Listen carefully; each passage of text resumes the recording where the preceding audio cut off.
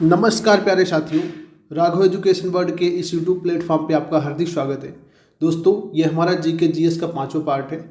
इसके अंतर्गत बहुत ही महत्वपूर्ण प्रश्नों का संकलन किया गया है जो कि आपकी आगामी आने वाली परीक्षाओं के लिए बेहद ही उपयोगी साबित होंगे। तो चलिए हम लोग बिना देरी के अपना प्रैक्टिस सेशन स्टार्ट करते हैं और देखते हैं आज का हमारा पहला क्वेश्चन।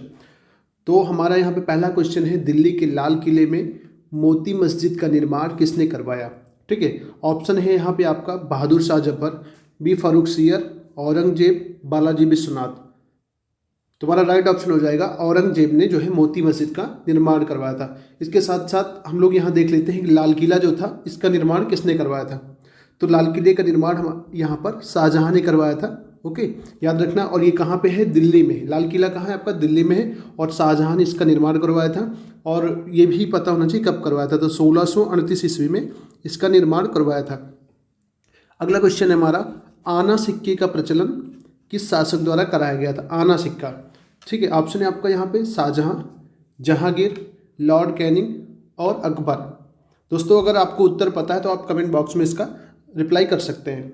अगला तो हमारा यहाँ राइट ऑप्शन हो जाएगा जहांगीर द्वारा, यानी आना सिक्के का प्रचलन जहांगीर के द्वारा करवाया गया था। आगे देखते हैं दोस्तों, हमारा अगला क्वेश्चन है, प्रथम भक्ति आंदोलन का आयोजन किसने किया था? ठीक है, ऑप्शन है शंकराचार्य, बी गुरु नानक, सी रामानुजाचार्य, डी गुरु अर्जुन देव। तुम्हारा राइट ऑप्शन हो जाएगा रामानुजाचार्य। इन्होंने प्रथम भक्ति आंदोलन की जो है शुरुआत किया था। अगला क्वेश्चन है हमारा, मुगल सम्राटों में सबसे लंबा शासन किस शासक का था? ओके, ऑप्शन है अकबर, मोहम्मद शाह, शेर शाह सूरी, डी बाबर। तो हमारे यहाँ राइट ऑप्शन हो जाएगा अकबर ने। इसका शासनकाल मुगल शासकों में सबसे ज़्यादा था। और ये भी पता होना चाहिए कि इसका शासनकाल कब से कब तक था। तो ये 1556 ईस्वी में गद्दी पे बैठा और 1605 ईस्वी तक शासन किया, यानी कि लगभग 49 वर्षों तक इसका शासनकाल रहा। ये याद रखना है आपको। अगला क्वेश्चन हमारा, भारत की सबसे लंबी स्थलीय सीमा किस देश के साथ जुड़ी है? ऑप्शन है आपका चीन, दूसरा नेपाल, बांग्लादेश, तीसरा नेपाल, फिर भूटान। ओके, तो हमारा यहाँ राइट ऑप्शन हो जाएगा बांग्लादेश। ठीक है, इसकी जो भारत के साथ सबसे लंबी स्थलीय सीमा है वो भी कितना है आपको पता होना चाहिए, 4096 किलोमीटर। ठीक है, और आपको पता होना चाहिए दूसरा सबसे लंबा सीमा बनाने वाला देश है चीन, और तीसरे नंबर पे आपका आता है पाकिस्तान। ये भी आपको पता होना चाहिए। ठीक है, सबसे लंबी सीमा पहला बांग्लादेश, फिर चीन और फिर पाकिस्तान की है। दोस्तों, इससे पहले जो हमने अभी क्वेश्चन डिस्कस किया अकबर का, तो अकबर के बारे में कहा जाता है कि अकबर जो है निरक्षर था। ये भी कई बार एग्जाम में पूछा गया कि कौन सा मुगल सम्राट जो है निरक्षर था। तो याद रखना है आपको सिंपली अकबर। अगला क्वेश्चन है हमारा, समुद्र पार भारत का सबसे निकटतम पड़ोसी देश कौन सा है? ठीक है, समुद्र पार। ऑप्शन है सिंगापुर, इंडोनेशिया, थाईलैंड और श्रीलंका। तो हमारे यहाँ राइट ऑप्शन हो जाएगा श्रीलंका। समुद्र पार बात हो रही है। ओके, और आपको ये भी पता होना चाहिए जो है कि इसके अलावा समुद्र पारी पड़ोसी देश है मालदीव। भारत का पड़ोसी देश है मालदीव। ठीक है, अगर स्थलीय पड़ोसी देशों की बात की जाए तो सबसे पहले आपका नाम आएगा पाकिस्तान, उसके बाद है आपका अफगानिस्तान, तीसरे नंबर पे आपका चीन आ जाता है। ठीक है, चीन के बगल है आपका नेपाल, ये भी भारत का स्थलीय पड़ोसी देश है। अगला हो जाएगा आपका भूटान। ठीक है, भूटान के अलावा है आपका बांग्लादेश। ओके, और ये म्यांमार। ये सारे देश भारत की पड़ोसी देश हो गए। ये याद रखना है आपको। चलिए अगले क्वेश्चन की तरफ मूव करते हैं। अगला क्वेश्चन है हमारा, भारत की सबसे छोटी स्थलीय सीमा किस देश के साथ लगी? अभी मैंने बताया। तो यहाँ पे आपका ऑप्शन है पाकिस्तान, बी म्यांमार, सी अफगानिस्तान, डी चाइना। ओके, तो सिंपली यहाँ पे आपका राइट ऑप्शन हो जाएगा अफगानिस्तान। ये भारत के साथ सबसे कम सीमा बनाता है। और कितना बनाता है? लगभग 106 किलोमीटर। ठीक है, याद रखना आपको 106 किलोमीटर। अगला क्वेश्चन है, कर्क रेखा भारत की कितने राज्यों से होकर गुजरती है? ऑप्शन है यहाँ पर आपके 8, बी 10, सी 12, डी 7। तुम्हारा यहाँ राइट ऑप्शन हो जाएगा कर्क रेखा भारत के 8 राज्यों से होकर गुजरती है। तो चलिए हम लोग सिंपली देख लेते हैं भारत के 8 राज्य कौन से हैं। ओके, तो सबसे पहले आपका आता है गुजरात, यहाँ से गुजरेगी। फिर दूसरे नंबर पे राजस्थान, फिर उसके बाद मध्य प्रदेश आपका।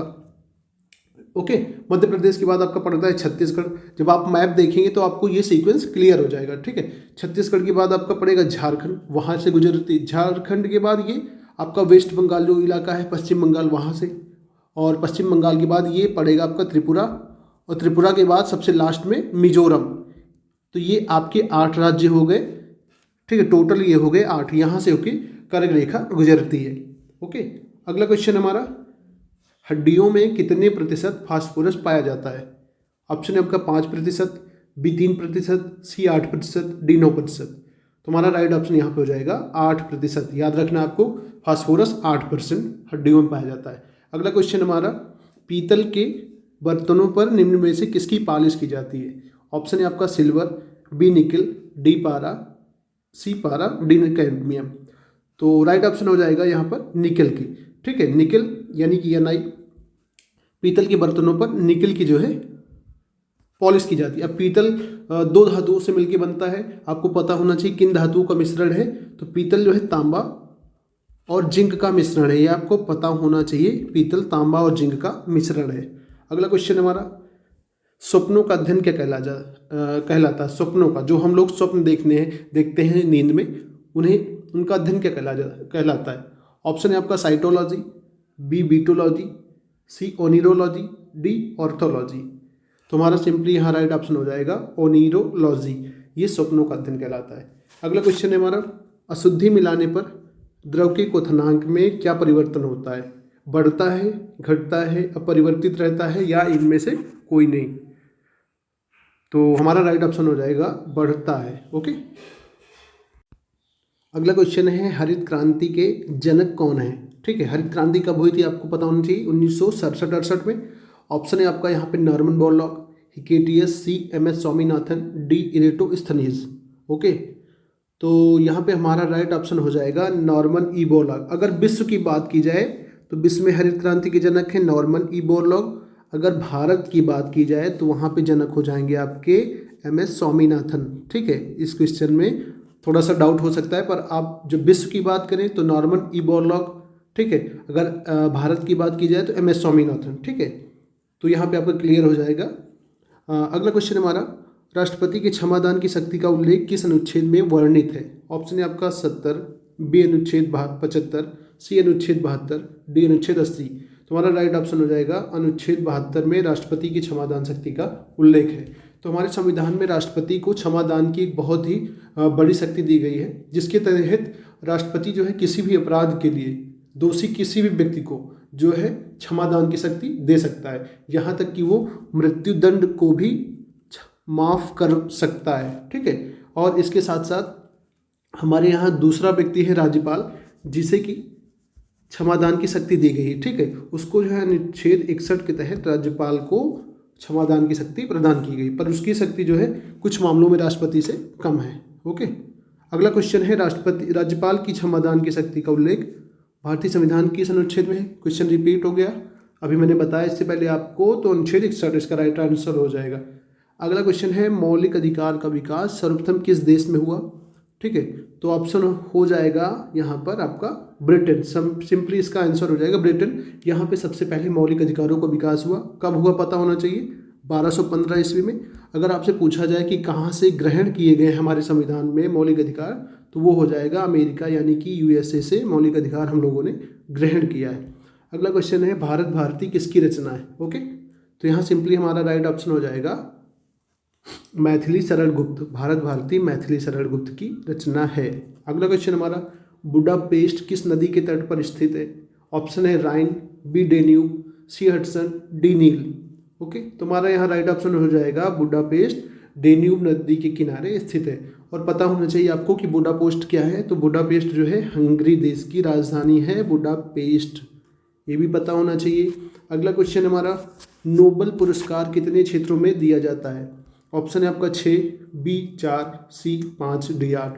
तुम्हारा राइट ऑप्शन हो जाएगा नोबेल पुरस्कार 6 क्षेत्रों में दिया जाता है।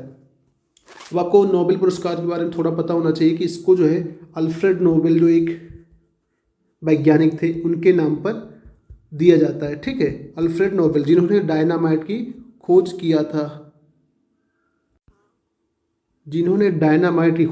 अल्फ्रेड नोबेल ने डायनामाइट की खोज किया था, तो इन्हीं के नाम पे पुरस्कार दिए जाते हैं। और इनकी शुरुआत कब से हुई आपको पता होना चाहिए, 1901 से नोबेल पुरस्कार देने की शुरुआत की गई। अब ये पूछा गया आपके 6 क्षेत्र कौन सी हैं, तो ये आपको पता होना चाहिए कि सबसे पहला क्षेत्र है भौतिकी के क्षेत्र में दिया जाता है आपका नोबेल, ठीक है।